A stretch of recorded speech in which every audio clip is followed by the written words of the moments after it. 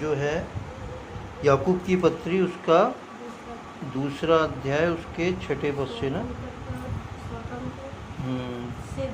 तो हमने यही पढ़ा था कि हमें जो है, हम अगर मसीह में हैं तो हमें पक्षपात नहीं करना चाहिए, क्योंकि अगर कोई सभा में अच्छे वस्त्र पहन के आए तो हम उससे मुंह देख के कहें तू अच्छी जगह बैठ, और कोई कंगाल आए और उससे कहें कि तू ये नीचे बैठ जा, है ना, तो वो अच्छा नहीं है। तो यहाँ आज 6 पद से हम पढ़ते हैं, पर तुमने उस कंगाल का अपमान किया, क्या धनी लोग तुम पर अत्याचार नहीं करते, और क्या वे ही तुम्हें कचहरियों में घसीट कर नहीं ले जाते? क्या वे उस उत्तम नाम की निंदा नहीं करते जिसके तुम कहलाए जाते हो?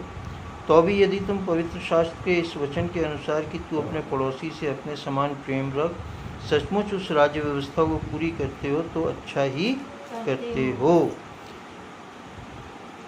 अक्सर क्या होता है कि हम मनुष्य जो हैं कायदे से ऊपरी दिखावट को देखते हैं और उसके अनुसार व्यवहार करते हैं, है ना। कोई सचमुच में अगर कोई गंदे मैले कुचैले कपड़े पहन के आ जाएगा तो हम यही कहेंगे कि भाई दूर हो, है ना। और कोई साफ सुथरा होगा, सुंदर होगा, पैसे वाला दिखाई पड़ेगा तो ऑटोमेटिक हम उसका इज्जत करने लग जाएंगे। लेकिन प्रभु का वचन जो है हमें ये बात नहीं कहता है कि हम ऐसा करें। क्यों? क्योंकि अगर हम ऐसा करते हैं तो हम उस कंगाल का अपमान करते हैं, और कंगाल का अपमान नहीं करते हैं बल्कि हम उसके कर्ता का यानी कि परमेश्वर पिता का अपमान करते हैं जिसने उसे कंगाल बनाया। कंगाल और धनी इंसान अपनी मर्जी से नहीं बनता है। इस बात को मैंने अपने जीवन में देखा है कई बार, और अपने जीवन से भी इस बात को महसूस किया है। लाजर कंगाल के विषय में भी हम जानते हैं जो यीशु मसीह ने दृष्टांत दिया, और उस धनवान के विषय में भी हम जानते हैं। मैंने जहाँ तक अपने जीवन में देखा है कि हर इंसान चाहे वो कितना ही कमज़ोर क्यों ना हो, लेकिन फिर भी वो चाहता है कि किसी तरीके से वो संसार में अपना एक अहम जगह बना सके। और संसार में जगह कैसे बनती है? पैसे से, धन से। क्यों? क्योंकि संसार में लोग बाग उसी की इज्जत करते हैं जो पैसे वाला होता है ज़्यादा। गरीब होगा, कंगाल होगा, फटे मैले कपड़े पहने होंगे, उसकी कोई इज्जत नहीं करेगा, है। उसकी तो वही शायद इज्जत कर सकता है जिसने प्रभु के वचन पर गौर किया हो, प्रभु के वचनों को समझा हो, और प्रभु के वचन को मानता हो और उस पर चलता हो। वही ऐसे कंगाल पर गौर करता है, वरना संसार में कोई कंगालों पर गौर नहीं करता। उल्टा मैंने धुतकारते हुए लोगों को देखा है कि किस तरीके से अगर कोई गरीब कंगाल किसी से पैसे मांगे, हाथ फैलाए तो अबे हट, दूर हट, कैसे घुसा चला आ रहा है तू, है, इस तरीके से कहते हैं लोग बातें करते हैं। लेकिन प्रभु कहता है कि अगर हम ऐसा नहीं करते हैं तो बढ़िया करते हैं, क्योंकि अगर हम अपने पड़ोसी से अपने समान प्रेम रखते हैं तो हम क्या करते हैं? पवित्र शास्त्र की उस आज्ञा को पूरा करते हैं जिसमें लिखा गया है कि यदि किसी ने यदि परमपिता परमेश्वर से अपने समान प्रेम रखा और पड़ोसी से भी अपने समान प्रेम रखा तो उसने परमेश्वर पिता की राज्य व्यवस्था, स्वतंत्र व्यवस्था की आज्ञा को पूरा किया। तो हमें अपने जीवन में इन पदों को ख़ास तौर से ध्यान रखना चाहिए कि हम किसी तरीके से प्रभु की आज्ञा को ना तोड़ें।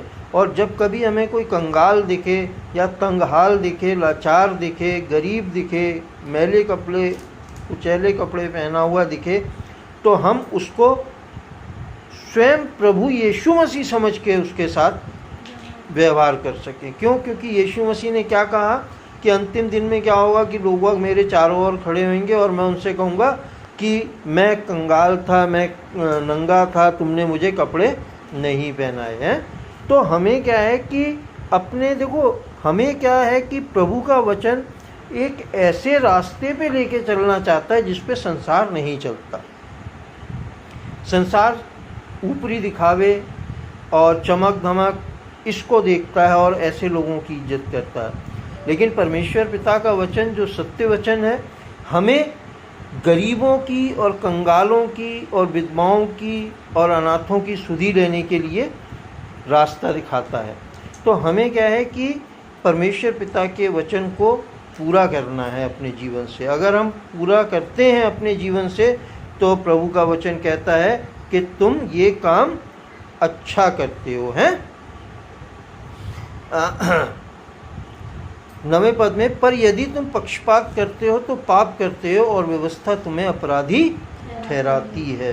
क्योंकि जो कोई सारी व्यवस्था का पालन करता है परंतु एक ही बात में चूक जाए तो वह सब बातों में दोषी ठहरेगा। इसलिए कि जिसने यह कहा कि तू व्यभिचार ना करना, उसी ने यह भी कहा कि तू हत्या ना करना।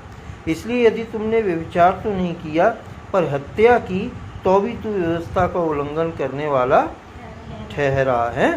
तो हमें इस बात पर ध्यान करना चाहिए कि प्रभु हमसे क्या चाहता है। प्रभु जो चाहता है अगर हम उसको पूरा करते हैं अपने जीवन से तो प्रभु से हम आशीष ही आशीष पाते हैं। 11 तक ही है ना। तुम उन लोगों की नाई वचन बोलो और काम भी करो जिनका न्याय स्वतंत्रता की व्यवस्था के अनुसार होगा। स्वतंत्रता की व्यवस्था के विषय में हमने कल परसों भी बीच में बात करी थी, परसों, कि स्वतंत्रता की व्यवस्था क्या है? सत्य पे चलने की व्यवस्था। अगर आप सत्य को मानते हैं, सत्य पे चलते हैं तो आप स्वतंत्र हैं। क्यों? क्योंकि कोई आप पर उंगली नहीं उठा सकता है। और अगर आप मान के चलो झूठ बोलते हैं, धोखा देते हैं तो आपको खुद ही बच बच के चलना पड़ेगा और आप एक ऐसे बंधन में जकड़े रहेंगे जो आपको कभी स्वतंत्र नहीं करेगी, है ना। तो स्वतंत्रता की व्यवस्था हमें यही कहती है कि हम सत्य को अपनाएं, क्योंकि जिसने दया नहीं की उसका न्याय बिना दया के होगा। दया न्याय पर जयवंत होती है। यहाँ लास्ट पद में प्रभु क्लियर हमें बता देते हैं कि दया हमारे मनों में होना बहुत ज़रूरी है।